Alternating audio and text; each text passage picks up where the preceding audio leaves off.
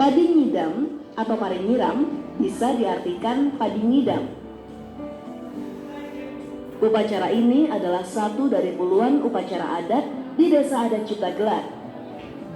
Upacara ini diadakan jika padi sudah hamil. Pada hamil itu, usianya sekitar 3 bulan sejak masa tanam. Tak ada penanggalan pasti, yang ada adalah melihat tanda dari kondisi padi atau morfologis padi. Makanya ini juga sama. Kalau lagi udah ngidam itu harusnya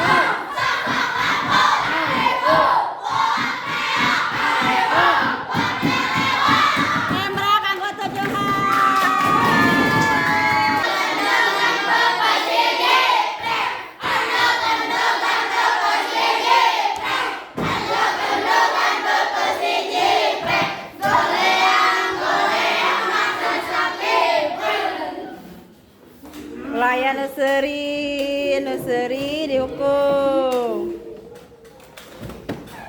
Pelayan nuseri dihukum.